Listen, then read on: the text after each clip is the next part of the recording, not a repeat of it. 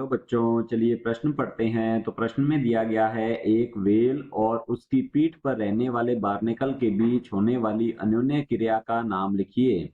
तो इस प्रश्न की मुख्य अवधारणा के बारे में हम जान लेते हैं। तो यहाँ लिखेंगे मुख्य अवधारणा।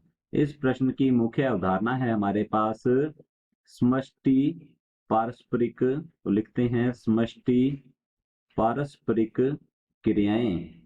समष्टि पारस्परिक क्रियाएं। समष्टि पारस्परिक क्रियाओं से तात्पर्य होता है कि विभिन्न प्रकार के जीव जो हैं, ये एक ही प्रकार के वातावरण में रहते हुए आपस में विभिन्न क्रियाएं प्रदर्शित करते हैं। इन्हें कहा जाता है समष्टि पारस्परिक क्रियाएं। तो हमसे पूछा गया है यहाँ पर, एक व्हेल और उसकी पीठ पर रहने वाले बार्नेकल के बीच होने वाली अन्योन्य क्रिया का नाम। तो यहाँ ये अन्योन्य क्रिया जो है, इसे कहते हैं हम सहभोजिता। तो लिखेंगे यहाँ पर सहभोजिता, या इसे कमंसेलिज्म भी कहा जाता है। तो लिखते हैं इसे कमंसेलिज्म के नाम से जाना जाता है। सहभोजिता जो है, इसमें दो जीव, जैसे कि हम यहाँ लिख सकते हैं जीव ए और जीव बी। जीव ए के रूप में हम उदाहरण ले सकते हैं यहाँ पर व्हेल का।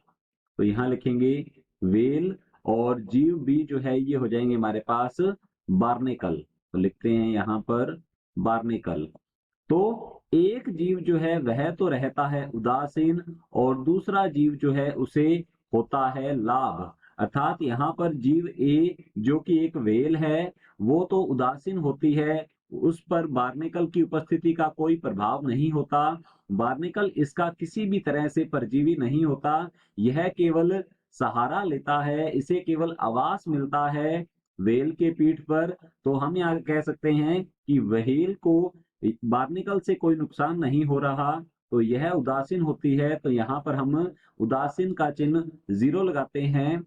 और जीव बी को हो रहा है यहाँ पर फायदा, इसको लाभ पहुंचता है, क्योंकि इसे एक तो आवास मिल रहा है, और दूसरा जब व्हेल एक जगह से दूसरी जगह पर जाती है तो इसे भोजन भी प्राप्त होता है बार्नेकल को, व्हेल के इधर से उधर जाने पर, चलन पर। तो हम यहाँ कह सकते हैं कि बार्नेकल को इसमें लाभ प्राप्त होता है। तो सहभोजिता एक प्रकार का, ऐसा हम कह सकते हैं, समष्टि पारस्परिक क्रिया है या जैविक पारस्परिक क्रिया है, जिसमें एक जीव उदासीन रहता है और दूसरे जीव को लाभ प्राप्त होता है। तो जैसे कि हमने यहाँ पर देखा है, व्हेल तो यहाँ पर उदासीन रहती है, व्हेल को बार्नेकल की उपस्थिति से किसी भी तरह का कोई नुकसान नहीं होता, परंतु बार्नेकल को व्हेल से आवास मिलता है, उसके इधर उधर जाने से इसको भोजन मिलता है।